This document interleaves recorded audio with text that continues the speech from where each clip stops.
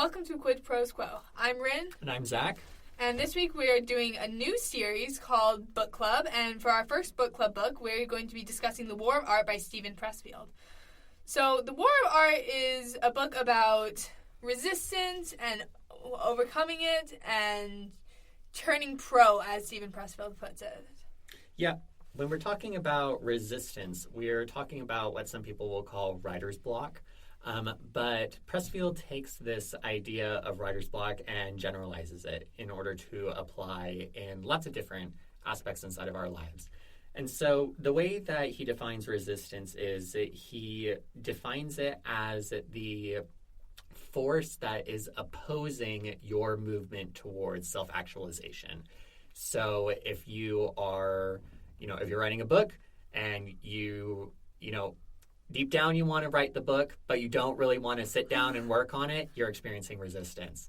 If you're thinking, I'm going to start an exercise regimen or a diet, but then you sit down and you're like, but I would really like to, go out to eat. I really want my McDonald's tonight. It's all the rationalization that you put yourself through to stop yourself from doing the work. Yes. Yeah. And generally, he says that this resistance comes from fear. He says the more scared we are of work or calling, the more sure we can be that we have to do it. There's kind of a cognitive reappraisal that goes on right there. And cognitive reappraisal is an idea from psychology where you take something that you're thinking about and you change the way that you're thinking about it to change how you feel about it. So classic example has to do with public speaking. You're about to go up to speak and your body starts experiencing the fight or flight response and you start to panic because you're thinking, my palms are sweaty and my legs are all jittery and, I'm going to fail. Cognitive reappraisal is going to that sensation and saying, wait a minute, instead of my body preparing to flee, my body is preparing to fight. I'm going to go, I'm going to fight, I'm going to win, in the words of Edna from Incredibles. And so what Pressfield is talking about is to recognize that when you're feeling resistance, that's a signal that you ought to lean into it rather than to run from it. Yes, exactly. More on the cognitive reappraisal. Mm-hmm. That's another technique that they'll teach you in therapy. If you're super nervous about something, if you're super anxious about it, they tell you to think of it as excitement rather than anxiety because it runs along the same neurons in your brain. So maybe if you're feeling really nervous or anxious about work, really you're just excited about it, but you haven't learned to recognize the emotion for what it really is. And then when you're feeling a lot of resistance, it's really easy to want to just procrastinate because it's so much easier. You are putting off any fear of failure. You're putting off any fear of rejection. And Stephen Pressfield says we don't tell ourselves, I'm never going to write my symphony. Instead, we say, I'm going to write my symphony. I'm just going to start tomorrow. But the thing with tomorrow is it's a super abstract concept. You never actually get to tomorrow because there's actually only the here and now. Yeah, it reminds me of this quote from Mary Poppins Returns, which says, today or never, which is kind of a way to beat this idea of giving in to resistance through procrastination, is to say, you know what, I'm going to do something today, even if it is something really tiny. Mm-hmm.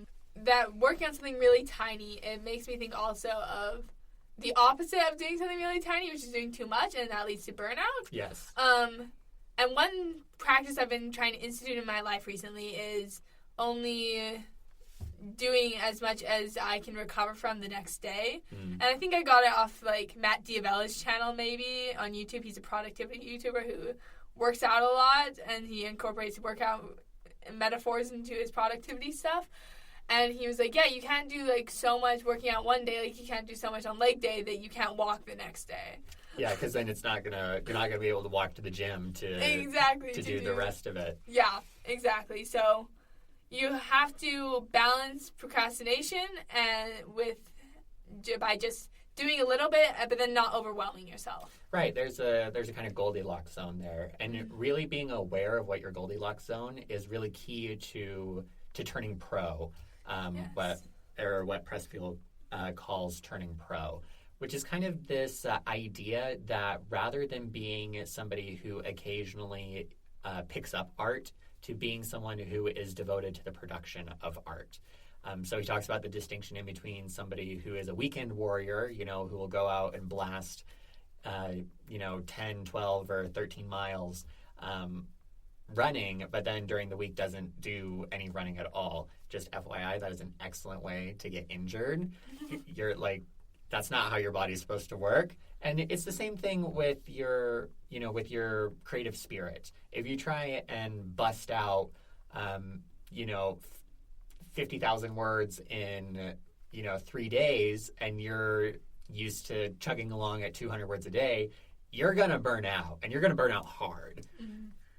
Yeah, and I think burnout is, like, such a dangerous idea right now because everyone's, like, we almost glorify burnout as a culture, but we don't want to do that. We want to create consistently because consistency is the key to everything, I would say. Yep. Yeah.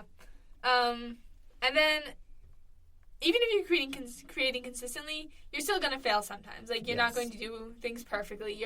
As a writer, you're going to have scenes that just do not work. You're going to have to scrap them. You're going to have to start over. Writing is rewriting, you know? Yep.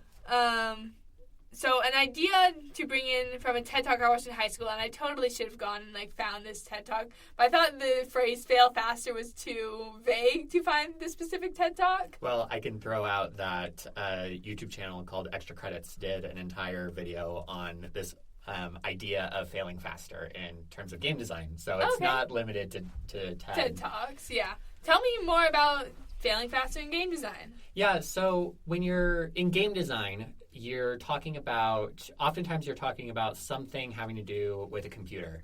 And if you have never touched a computer before, how are you listening to this? But if you have never programmed a computer before, you're probably not aware that programming is a succession of trying and failing, where you try to write a program that does this one thing and then you fail. So you go back and you check and see, okay, how did it fail? And then you try again.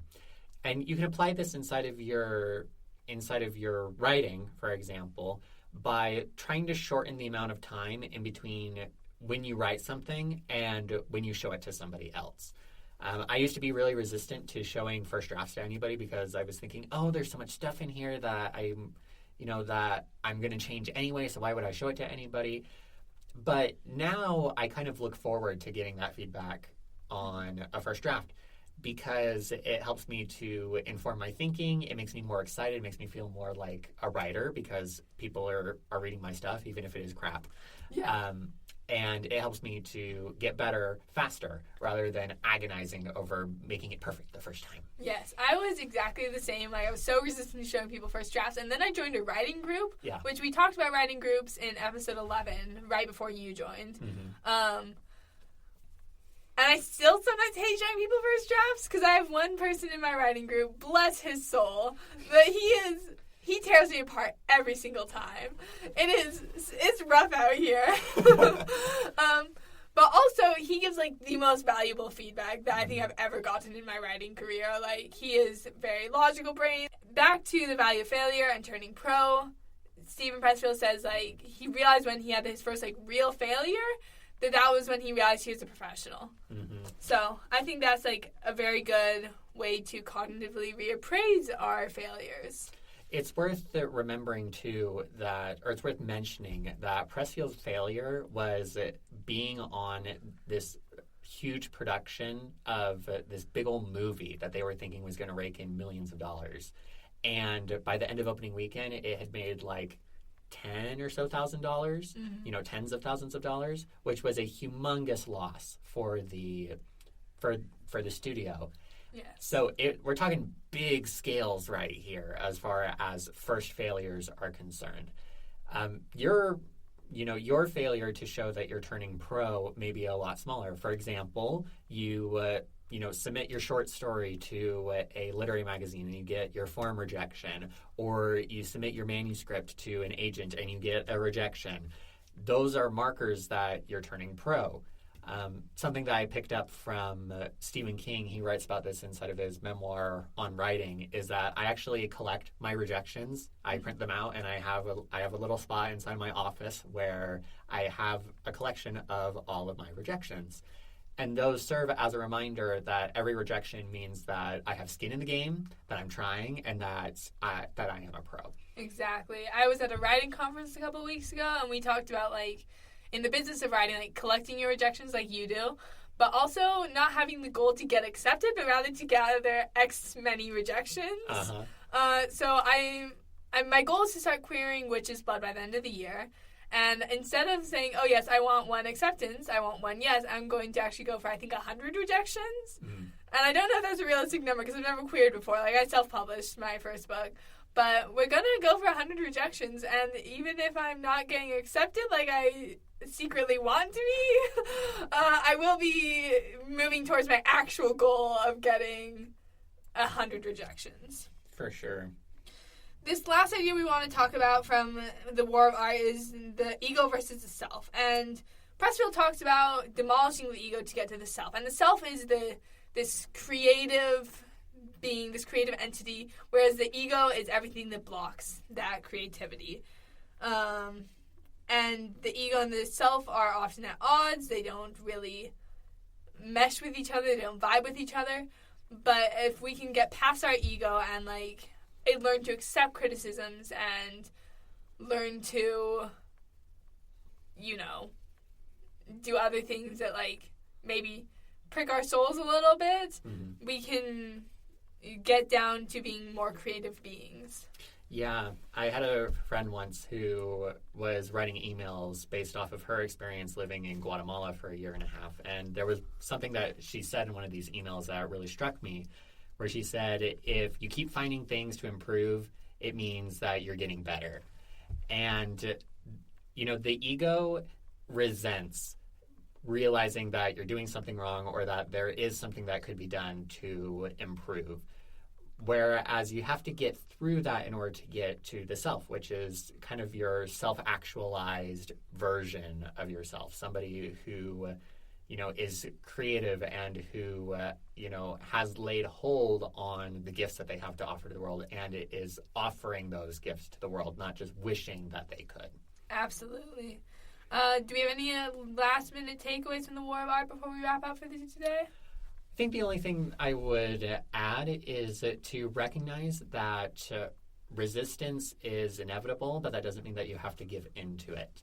I'm a big fan of Larry Correia. He is a grimdark, sci-fi-ish. It's kind of hard to explain. But he writes the Monster Hunter series. Okay. And one of the things that he likes to say when I've seen him speak at writing conferences is that writer's block doesn't exist. If you go to the grocery store, the cashier isn't going to say, "Oh, you know, my muse didn't show up today, so I can't scan your groceries." The example that he used, the thing that sticks out to me because my dad is a dentist, is he said, you know, the dentist doesn't say, "Oh, I can't do this filling because I'm not feeling very inspired with fillings today." Which, you know, links into this idea of being pro. If you're being pro, if you're going pro, then you don't wait for inspiration to strike. You just sit down and you work. Yeah.